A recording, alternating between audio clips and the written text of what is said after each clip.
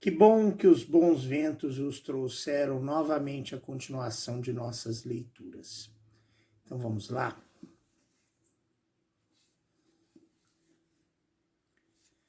417ª noite.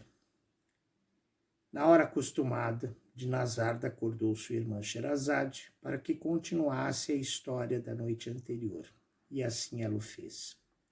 O intendente dos jardins ficou em extremo pasmado ao ver uma criança metida num cesto, e uma criança que, apesar de acabar de nascer, como era fácil de verificar, não deixava de ter feições de uma grande beleza. Havia muito tempo que o intendente dos jardins era casado, mas por mais que desejasse ter filhos, não tinham ainda sido satisfeitos os seus votos até então. Interrompeu seu passeio e trouxe consigo o jardineiro carregado com o cesto e com a criança. Chegado que foi à casa, que tinha entrado pelo jardim do palácio, dirigiu-se ao quarto de sua esposa. Mulher, disse ele, não tínhamos filhos, eis aqui um que Deus nos manda. Recomendo-vo-lo. Mandai-lhe buscar uma ama a toda pressa e cuidai dele como se ele fosse nosso filho. Reconheço por tal desde já. Pegou a mulher na criança com alegria e ficou em extremo satisfeita por se encarregar dela. O intendente dos jardins não quis averiguar de onde podia vir a criança. Bem vejo, dizia consigo, que veio do lado do quarto da sultana, mas não me pertence examinar a que nele se passa, sem causar perturbação ao lugar onde a paz é tão necessária. No seguinte ano deu à luz a sultana outro príncipe. As desumanas irmãs não tiveram mais compaixão deste que do outro. Deitaram-no também num cesto ao canal e fizeram crer que a sultana dera à luz um gato. Felizmente para o recém-nascido achava-se o intendente dos jardins ao pé do canal. Mandou-o recolher e levar a sua mulher, encarregando-a de ter o mesmo cuidado com este como com o primeiro, o que fez tanto pela sua própria inclinação como para confortar-se com a boa intenção de seu marido. Ficou o sultão da Pérsia mais indignado deste parto contra a sultana do que do primeiro, e teria manifestado seu ressentimento se as representações do grão-vizir não fossem ainda assaz persuasivas para abrandá-lo. A sultana deu à luz finalmente uma princesa. Teve a inocente a mesma sorte que os príncipes seus irmãos. Ambas as irmãs, que haviam resolvido não pôr termo às suas empresas detestáveis sem verem a sultana sua irmã rejeitada, expulsa e humilhada, a trataram do mesmo modo, lançando-a ao canal. Foi a princesa socorrida e arrancada a uma morte certa pela compaixão e caridade do intendente dos jardins, como os dois príncipes seus irmãos, com quem foi criada e educada. A esta desumanidade as irmãs acrescentariam a mentira e o embuste como dantes. Mostraram um pedaço de pau, asseverando falsamente que era uma mola que a sultana dera à luz. Não pôde conter-se o sultão Khorramshahr quando soube deste novo parto extraordinário. O que? Disse ele, esta mulher indigna do meu leito encheria o meu palácio de monstros se a deixasse viver mais. Não, não acontecerá isso, acrescentou ele. É uma malvada de que é preciso livrar o mundo. Pronunciou essa sentença de morte e ordenou ao seu grão-vizir que a mandasse executar. O grão-vizir e os cortesãos que estavam presentes lançaram-se aos pés do sultão para suplicar-lhe que revogasse a sentença. Foi o grão-vizir o que falou.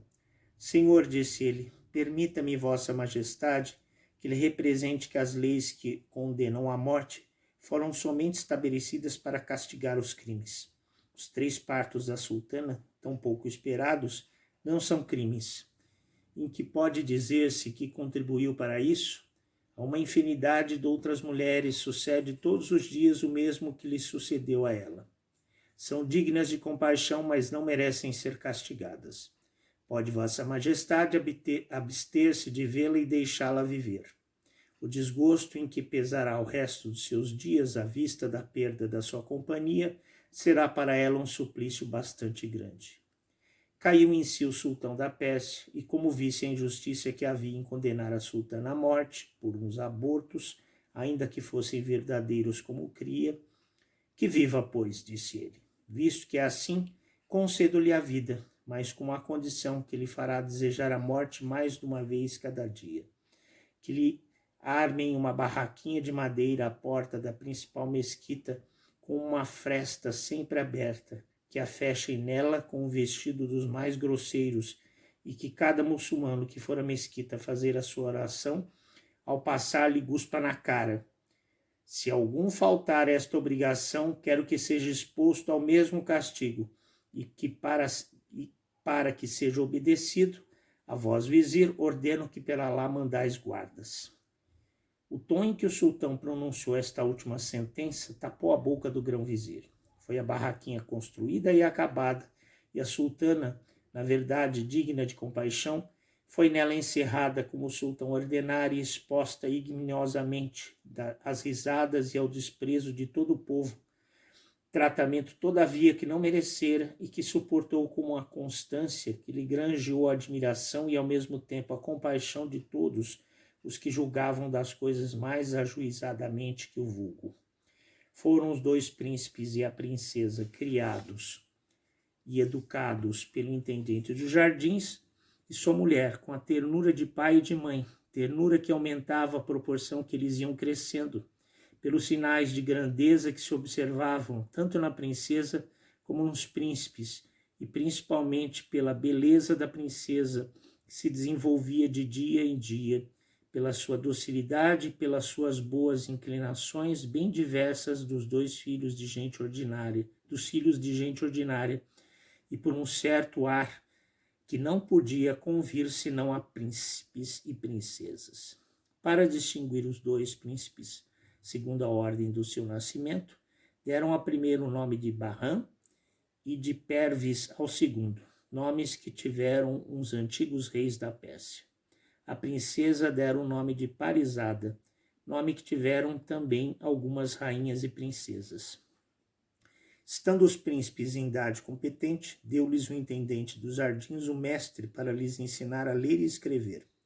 A princesa, que assistia às lições que davam seus irmãos, mostrou ter tanta vontade de aprender a ler e escrever, ainda que mais jovem que eles, que o intendente dos jardins, enlevado com esta inclinação, lhes deu o mesmo mestre. Cheia de emulação pela sua viveza e pelo seu espírito agudo, chegou em pouco tempo a estar tão adiantada como os príncipes seus irmãos.